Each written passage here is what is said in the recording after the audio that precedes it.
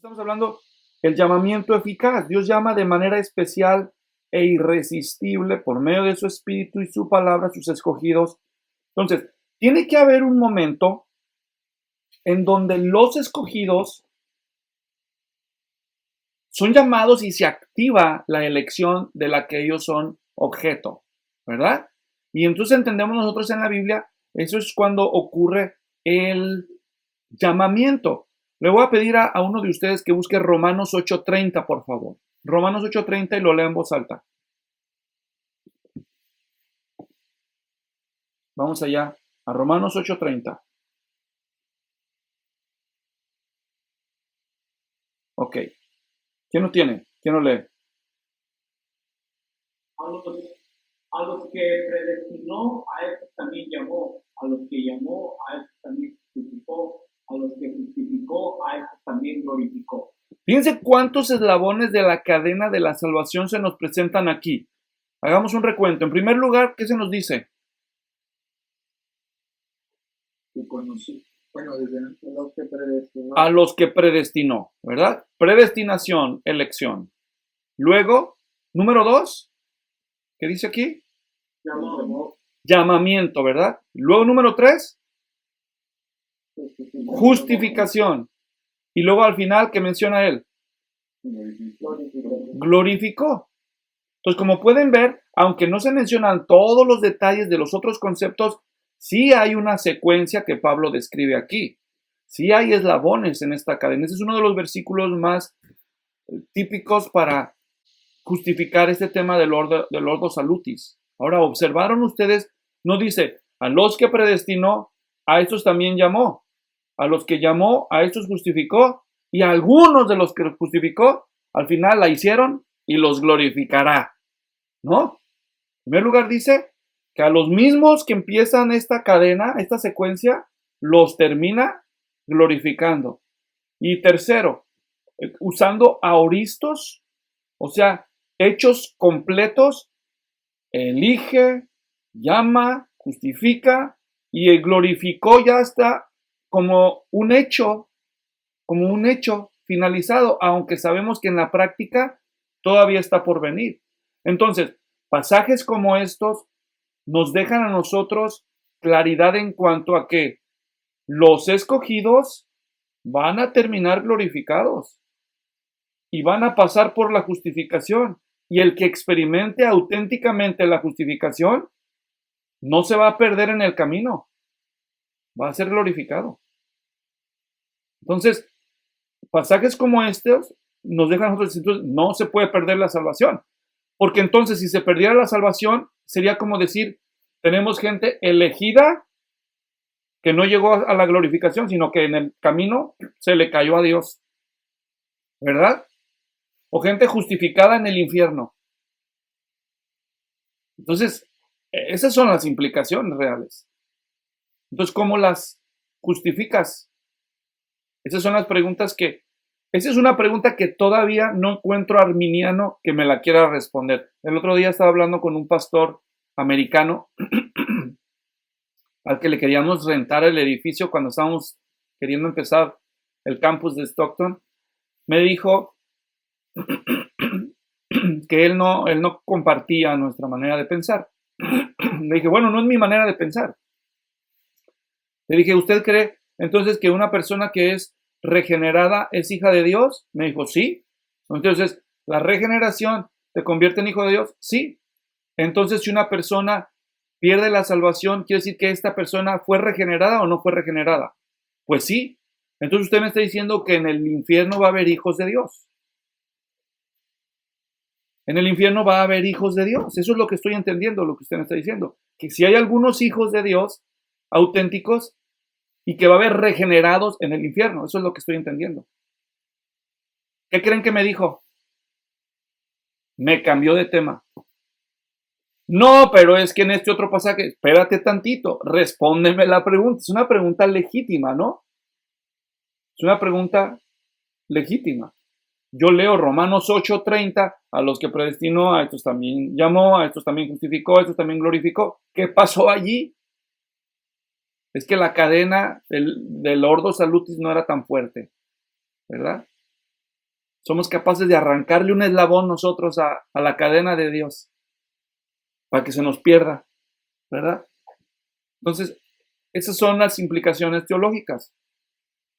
Entonces, volviendo al tema, llamamiento eficaz. Otro ejemplo. Piensa la importancia, una implicación práctica del llamamiento eficaz. Aquí en Romanos, vamos a Romanos capítulo 11, 29. Ustedes conocen este. Lo aplican mal, pero... Bueno, no es que lo apliquen mal. Ni siquiera los he oído aplicarlo, pero ya me imagino. A ver. ¿Qué dice? Por los dones y el llamamiento de Dios son irrevocables. Muy bien. Porque los dones y el llamamiento de Dios son irrevocables. ¿Ok? ¿De qué dones está hablando aquí? ¿Qué piensan? A ver, ustedes que ya estudiaron ese pasaje. Aclárenos, por favor, a los que enseñamos mal. ¿De qué dones está hablando? Pues del don de lenguas, Luis, del don de profecía, del don de milagros. ¿De ese don? No. En el contexto de Romanos 9, 10, ¿de qué don está llamando? ¿De qué don está hablando? Del don de la salvación, de ese don está hablando. No está hablando de los dones espirituales. ¿Entienden? ¿Y de qué llamamiento está hablando? Pues del llamamiento a las misiones, Luis. No está hablando del llamamiento a las misiones. Del llamamiento al pastorado. No está hablando del llamamiento al pastorado. ¿De qué llamamiento está hablando? Pues del mismo que de Romanos 8:30. ¿De cuál llamamiento fue ese? Es el del llamamiento a la salvación. De ese está hablando Pablo en todos esos capítulos. Entonces, ¿qué está diciendo con esto? Perdón. Sí. Perdón. Entonces, Romanos 12, ¿verdad? Cuando habla de manera que teniendo diferentes dones, estoy leyendo el versículo 6, según la gracia que nos es dada, que la profecía, conforme el camino de la fe, no está relacionada. Sí, pero hasta que llegas a Romanos 12, ¿en qué capítulo estás aquí? ¿Sí me doy a entender? Entonces, la aplicación de Romanos, o sea, una aplicación de esto en Romanos 12 es que sí, los dones que Dios da son irrevocables, pero en Romanos 11, del don que está hablando en el contexto, no es el don de liderar o del don de administrar que menciona en Romanos 12:6. Todavía, no todavía, hasta que lleguemos a Romanos 12. ¿Me doy a entender? ¿Y de qué llamamiento está hablando? No está hablando del llamamiento. Entonces el llamamiento al pastorado no es irrevocable. Yo creo que sí, hermanos. Pero no en este contexto no está hablando de ese llamamiento. ¿Me doy a entender? Esas son aplicaciones, no son no son significados de este texto. Hay que hacer esa aclaración. Una cosa es una aplicación de este hecho y otra cosa es son implicaciones, pero no son el significado directo del texto. Entonces, el llamamiento es irrevocable. Por lo tanto, si el llamamiento es irrevocable, la pregunta que nos hacemos entonces, si una persona es auténticamente llamada, ¿la persona puede perder la salvación? ¿Verdad? No. El que comenzó la buena obra en vosotros, la terminará. La terminará. ¿Tiene implicaciones? Sí tiene implicaciones. Sí tiene implicaciones prácticas. ¿Verdad? Para empezar, como ya leímos, eso trae paz y seguridad, ¿no es cierto? Paz y seguridad. Y también trae claridad. ¿Por qué hay apóstatas? ¿Verdad? ¿Por qué si lo criamos y hasta predicó, mira, ya se fue y ya anda predicando en contra del cristianismo? Bueno, entonces creyó o aparentó un llamado, pero ese no es el llamado auténtico. El llamado auténtico es un llamado tan eficaz que provee todo lo necesario para la perseverancia y la preservación. ¿Me explico? De ahí las exhortaciones complementarias en la escritura. Bueno, en Hebreos, en las cartas. Bueno, si es cierto que eres, entonces cuida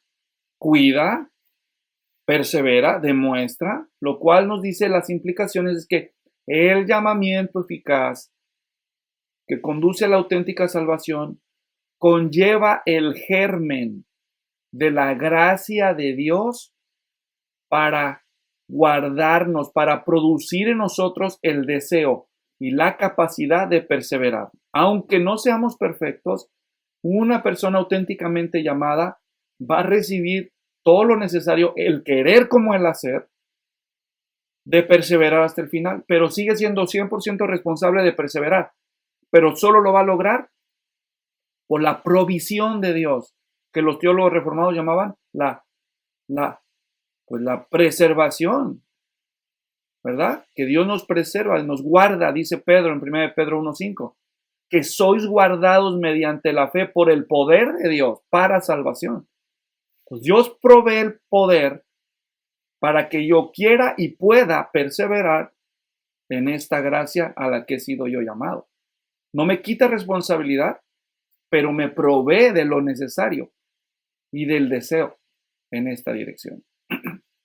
Entonces, bueno, ahí hay respuestas teológicas para algunos de los dilemas tan reales que se enfrentan en la vida de la iglesia. Sigamos entonces. Regeneración, ya habíamos hablado de eso. Abraham Delgado, léenos por favor, solo para recordar. La regeneración es la obra sobrenatural del Espíritu Santo mediante la cual imparte vida y naturaleza divina. El llamamiento eficaz es la causa de la regeneración. La regeneración, su efecto, aunque algunos teólogos las consideran sinónimos. La regeneración es instantánea y llevada a cabo a través de la palabra de Dios y se manifiesta mediante el arrepentimiento, la fe en Cristo y las buenas obras. Sí, ahí me faltó obras. Gracias, Abraham. Entonces, se manifiesta. Ahora, mucho se dijo aquí, ya discutimos el tema de la regeneración cuando estábamos hablando de la neumatología. Simplemente estamos diciendo, en la secuencia lógica, la lógica nos dicta, por un lado la Biblia nos dice que el hombre sin Cristo está muerto en sus delitos y pecados. ¿Qué puede hacer el hombre para responder a cualquier llamado? Nada. Por lo tanto, cuando Dios lo llama espiritualmente, ven a Cristo. Jesús dijo, mis ovejas oyen mi voz y yo las conozco y ellas me siguen. Entonces, mis ovejas oyen mi voz, ven. Juan 6:44, ninguno viene a mí si el Padre no lo trajere. ¿Entiende? Ya les expliqué en su debido momento. Ese traer es arrastrar violentamente. O sea, el pecador no quiere venir a Cristo.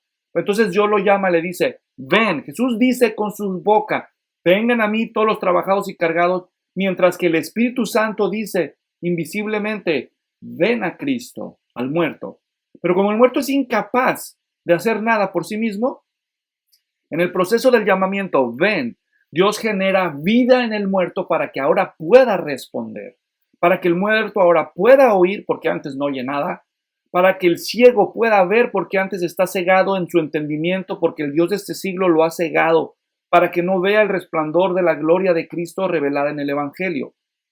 Entonces, Dios, al decir ven, este ven no solamente es un llamado a los oídos, sino es una palabra de vida que genera vida en el muerto, y esta regeneración no solo le abre los ojos, los oídos, el corazón y los pies espirituales, y ahora este muerto ya puede ver la gloria de Cristo en el Evangelio, puede oír el llamado de Dios en el llamamiento eficaz y puede caminar, andar, ir a Cristo y luego, como dice, porque somos hechuras, porque somos hechura en Cristo Jesús, creados en Cristo Jesús para andar en buenas obras, para que andemos, para caminar. Ahora ya podemos hacer lo que antes no podíamos.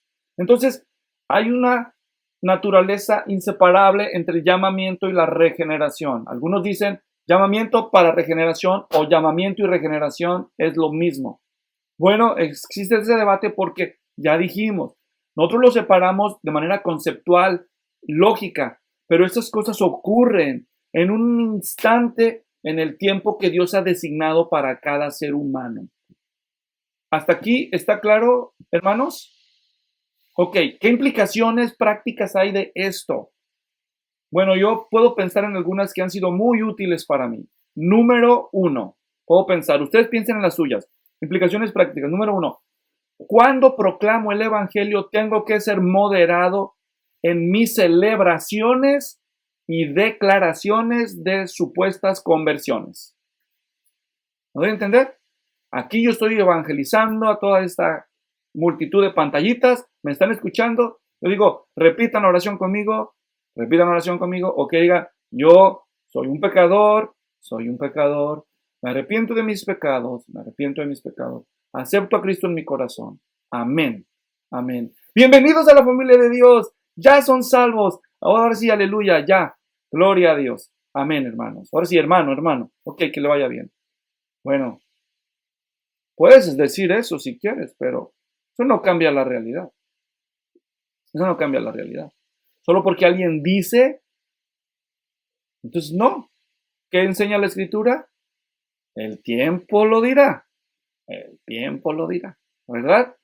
Entonces, sí, predico el Evangelio y tengo fe en el poder del Evangelio.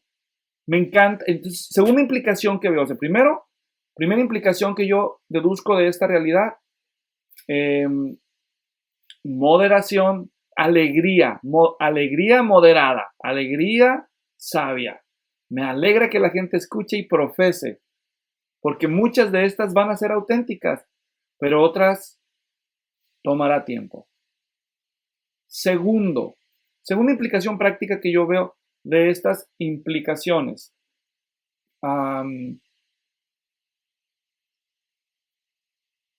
Debo tener fe en el poder del Evangelio.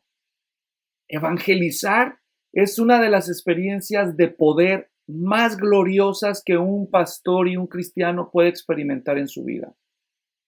Yo no necesito confundirme al suponer que necesito ver una resurrección de un muerto, necesito ver la sanidad de un paralítico, necesito ver que reciba la vista a un ciego, que se le quite el SIDA a un infectado o sea, porque en realidad la más gloriosa experiencia de poder que atestiguamos nosotros sucede en la evangelización, porque allí estás realmente participando de una resurrección, de que un ciego recibe la vista, de que un sordo recibe el oído, de que un tullido puede caminar, pero no físicamente, sino para la eternidad.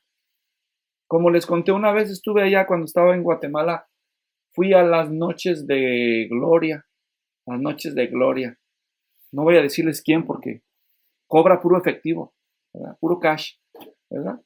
Entonces, y ahí estuvimos, queríamos ver mi esposa y yo, así que fuimos a la noche de gloria.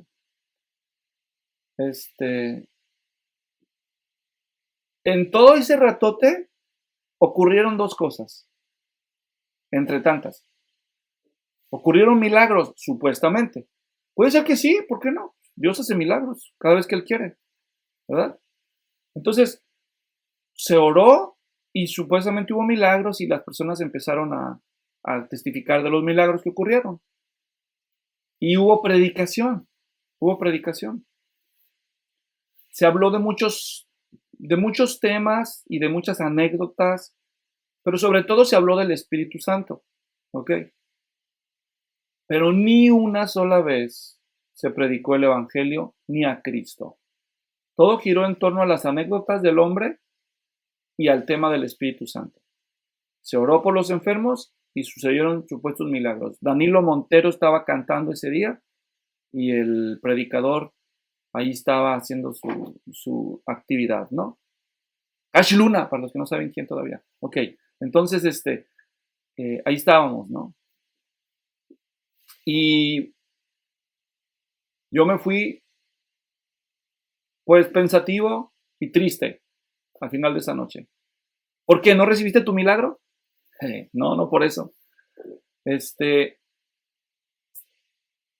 Quiero creer que sí hubo milagros, Pero ¿qué duración tuvieron esos milagros? Digamos que un ciego recibió la vista esa noche, que un paralítico recibió el andar esa noche, pero no recibió el evangelio, hermanos.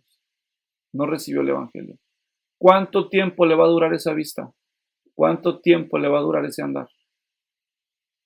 ¿Y para qué quiere andar? ¿Qué va a ir a hacer con ese andar? ¿Y qué va a ver con esos ojos? Si no tiene a Cristo. ¿Me entienden? Cristo no fue proclamado esa noche.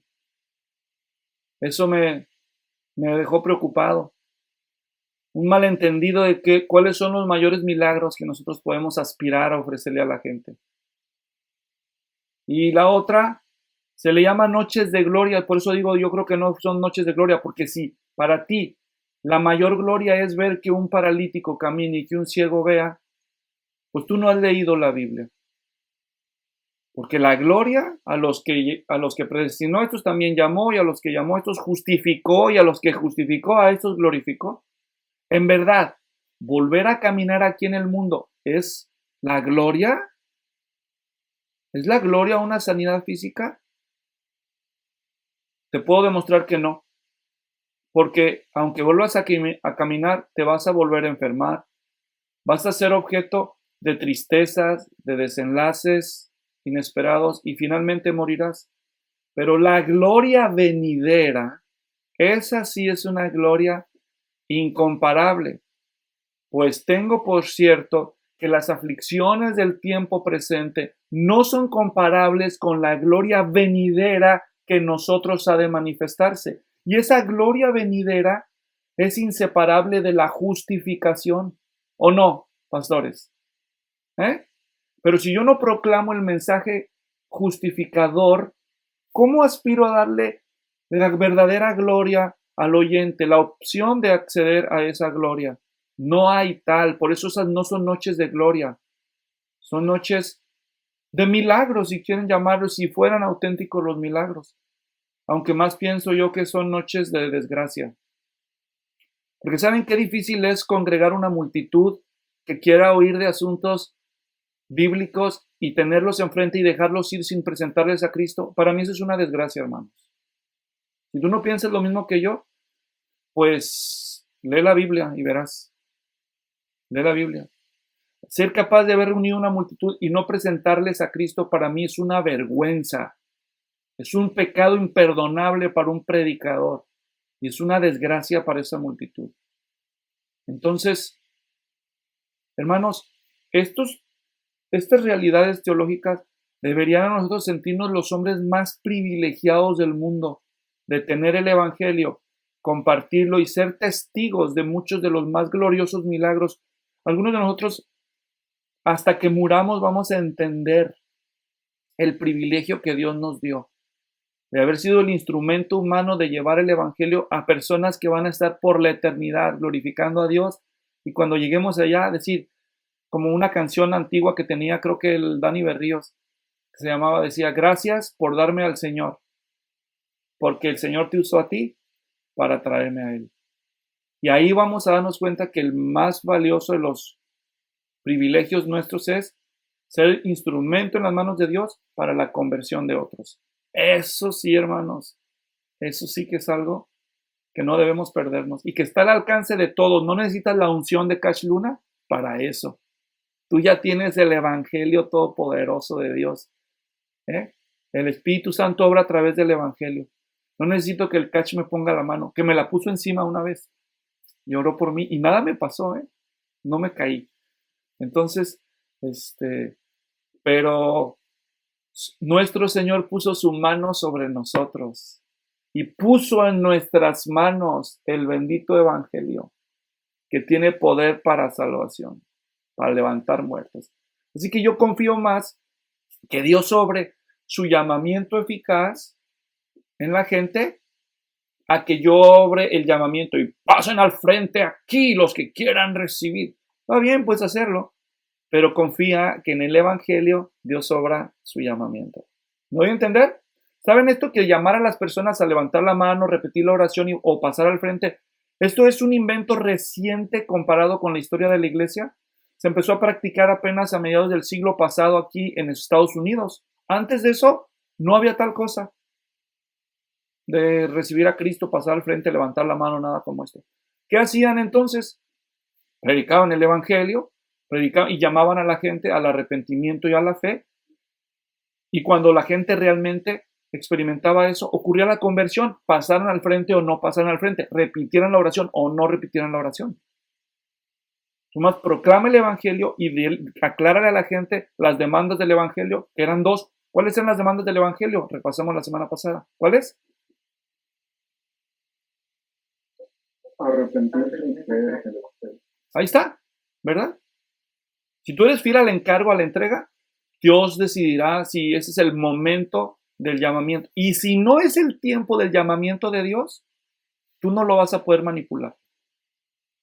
Aunque le grites a la gente. Aunque digas, más. Ay, fantoches. ¿Verdad? O sea, ¿tú crees que vas a manipular en los decretos eternos de Dios cuando Él ha designado en el tiempo de Dios que se ocurra el llamamiento eficaz en el alma de una persona? ¿Tú crees que tú vas a poder manipular? Súbele la música. ¿De dónde está la cantante? O sea, take it easy, bro. Take it easy. O sea, tú proyecta el evangelio. Si quieres echarlas de humo, la de roja en lugar de azul. Pues está bien. Si te gusta este color, está bien. Es muy nacionalista. Para mí, ponme la verde, blanco y rojo. O sea, echa la que quieras. O si estás oscuras, tú proclama el evangelio. Entiende la verdad. Dios hace lo que ninguna luz, ningún humo, ningún regalo, ningún tono de voz puede hacer. Él lo va a hacer en el tiempo de Él. Y lo va a hacer de manera inseparable de el evangelio de Cristo. Cristo en el evangelio es inseparable del llamamiento eficaz. ¿Qué estás ofreciendo tú, pastor? ¿Me entiendes? Aunque le des 7 vueltas a la ciudad, porque Josué e Israel le dieron 7 vueltas a Jericó. Vamos a conquistar. Vamos a darle 7 vueltas aquí a Round Lake. Vamos a darle 7 vueltas a Waukegan. Vamos a darle 7 vueltas aquí a San Pedro Sula. Órale, acto profético. Échate las caminatas. Si quieres darle, vete a la maratón de Boston. Pero si no proclamas al Cristo del Evangelio, en el Evangelio, no va a suceder nada.